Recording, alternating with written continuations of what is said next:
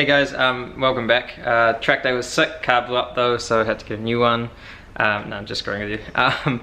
I couldn't actually film very well at the track day. One, I didn't really have the right camera set up. It's actually a lot harder to safely film and have the mount in like a good place with helmet space. Basically my mount just didn't work. I could have put it on the side window, then it would hit my helmet, couldn't put it on the front and turn it around to face out. And also at the same time I was just learning a crap load on the day.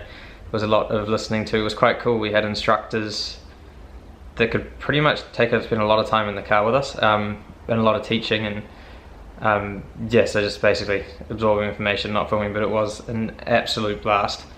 Like actually pretty sick. But I thought I'd give you guys a little update today about the track day. At the moment I'm just chilling in the garage because I am working on this thing for you guys. A few of you will know, well, I know there's a few of you out there that like it.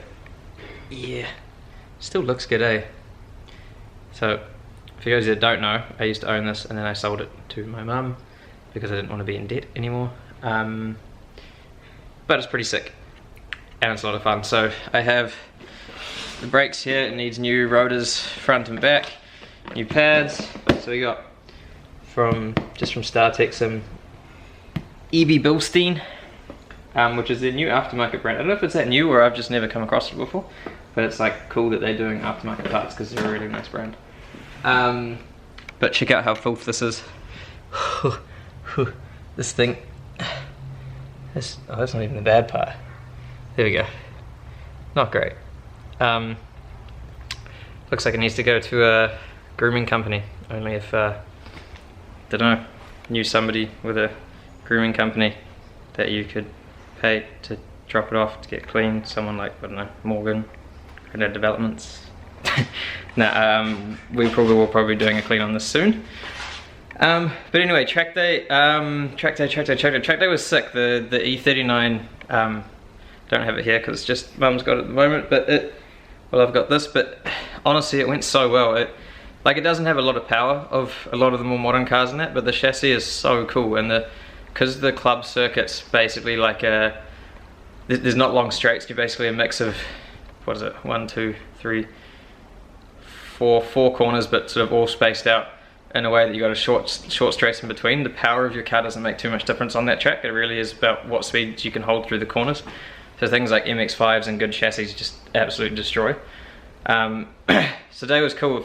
Yeah, I'd love to do a video maybe when I go back to another one and a bit more experience in terms of the day and also how to film it to like show you guys what it's like. But basically had 4 sessions out on track, which was sick because when I read the day I thought, oh, that's not a lot of time, but by the end of it, honestly, you're such high focus and you're pushing so hard that honestly it was like, for me, and I think the car had it enough by like session 4. I didn't think I'd get to that, but I was absolutely smoked. Takes a lot of focus. Yeah, it was cool. You kind of go out, they give you a nice track walk, you drive around a couple times, do all your safety briefings, and then you hit like session 1, which I want to say feel like 30 minutes on the track, but they must be about 15 or so. And you just go like, it's crazy. I don't know if you've been to a track before, you might be familiar with it, but it's really hard to get used to the racing lines and like having so much tar seal and knowing to like pick your line from going from like the far edge to the far edge, and also the way you've got to sort of box the corners and basically try and get as many long straights out of the track as possible. Really different cornering approach to the road in terms of finding your line. So getting taught that by the instructors and learning that was crazy. It makes a huge difference. Obviously you just got to, if you can get the car straight sooner, you can get the power down sooner, which means your speed by the end of this next straight is just a lot higher than anyone else's. So not if you weren't on the line. So overall, really awesome day. Would highly recommend it. Honestly, you can turn up in anything. The way they space and grade the cars, and everyone there's in the same sort of boat, so you don't have to worry about someone fast flying past you. Also, like I was saying, the design of the track, the club circuit at Hampton, means the fast cars aren't really going to have that much of an advantage. So everyone is kind of pretty fairly sort of held back by chassis limits rather than power. So it's quite cool. You don't feel intimidated or anything. And the instructors were awesome. Like once they it's quite funny, like I've always been quite comfortable in cars, but once the instructor sort of gets an idea of, okay, you're pretty comfortable, and then they start pushing like your ability.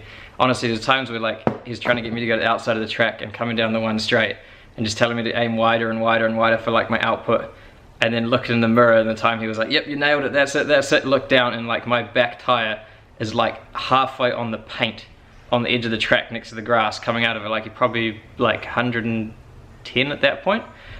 And he's like stoked, like this is good, you got it. And I'm like nah, like I'm absolutely just crapping my pants. I'm like, now I want to go home and I want to write the car off. And then there's this really challenging big sweeper on the back end of the track where you kind of really counterintuitive, but you have to sort of like the fastest way is just to point the nose inwards and then just lay the power on, which as you're getting your momentum, you're kind of just drifting out, but there is actually enough track that you can't quite see yet at that point. But when you come out, you sort of clip the curb on the outside, and it's like, yeah, everything in your brain's like, don't do it, but it works.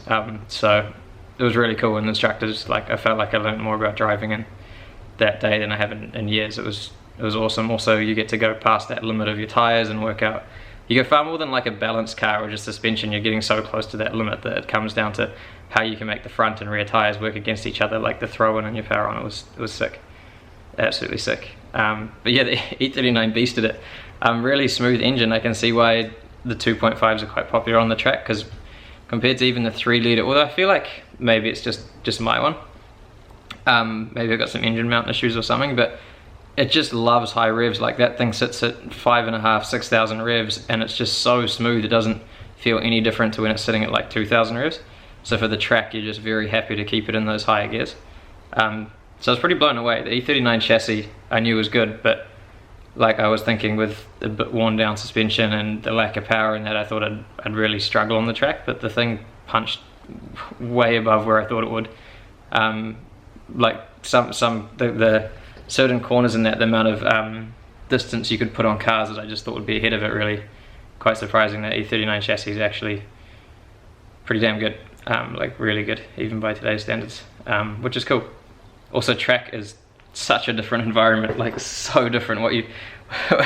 What's got credit on the street just doesn't even stand on the track, eh? It's a completely different ball game. So it was really fun seeing that, because that just, in terms of this thing and getting this thing ready to do a bit more time with that, or thinking about what car to change for, it was really eye-opening. Because basically, like, one thing, you just want reliable, because the amount of the abuse you're giving it is so much.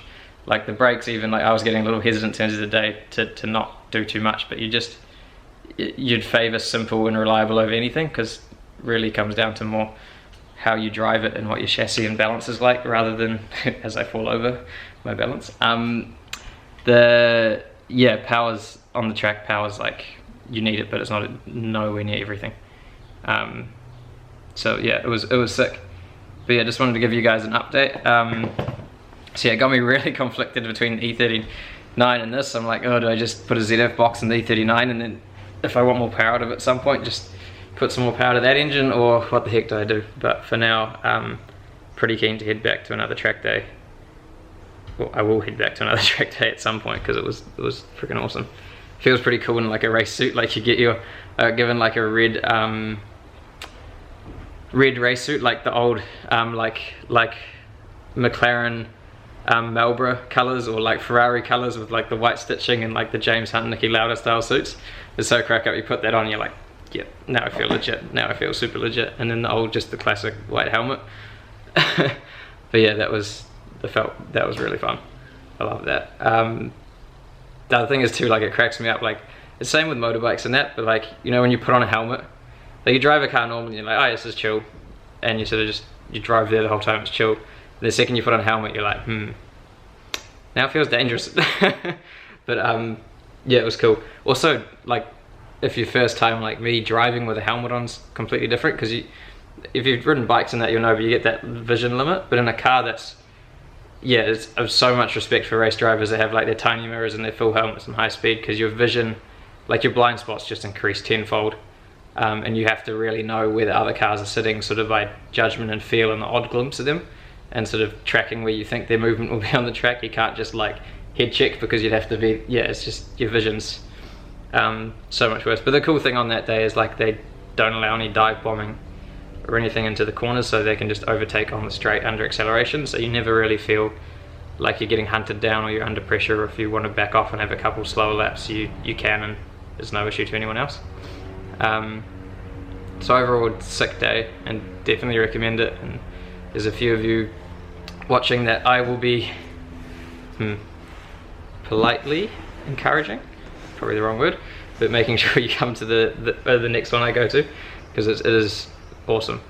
But yeah, so that's the track day update. Sorry I couldn't get any footage, just really wasn't prepared and didn't know what the heck I was doing there, so just had to learn and drop the cameras in and get on with it. But yeah, today got these E-Buck Bilstein pads, rotors, front, rear for this thing.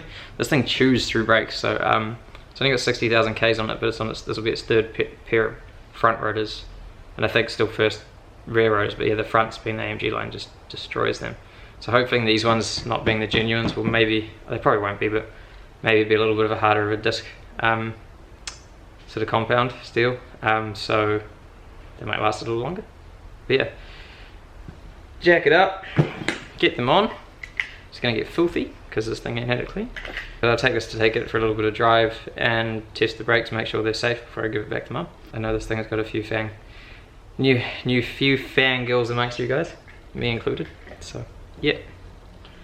So fun fact, if you're ever gonna steal a Merc, once you jack it up that much, you can barely see the difference. You can see the raise and arch, but that was enough to set off the alarm. I had it locked and I'm just very carefully jacking it up, and obviously the gyro was like, yo, no towing, thanks. Set off the alarm, which is quite loud in here, but I'm pretty impressed. Look, it's not a lot of movement yet. Like, not a lot of movement at all. But yeah, don't spill the bends. Don't spill the bends, steal the don't steal the bends. This is the one job I really wish I hadn't run out of gloves for. But here we go. It's old ones, old pads, which bring those into the light. Not much left. So I got the caliper holder off, got the caliper itself off, and now get rid of this. And look at these. Ooh, put some light on those. Nice, new, fancy. Looks a bit better. Nice new rotors and some big chunky pads. Out with these guys. Bye bye. And nice and new, looking good. And nice and new, looking good. Not looking good. It's hot. Jacking it up and then finding a shoestring to tie up the calipers is probably what takes the longest, because it wasn't really set up. It's running. Just gonna go for a quick test drive now. Don't have time to do a decent drive because I need to get it to Mum before she heads off, but here's all the stuff that came out. There's got some pretty decent lips going on all of them, and those are like the best pads. New shiny brakes. Whew, Mercedes, kind of miss seeing that. Damn. Overall pretty successful. Just take it for a test run now. I don't have the camera mount for the window, sorry, I need to get a better one. The one I got didn't really work. Tensioning seatbelts. Take this for a run, check the brakes work, and then drop it off. Sick. It stops well, all done, and I will do that water. Catch you in the next video. Sweet.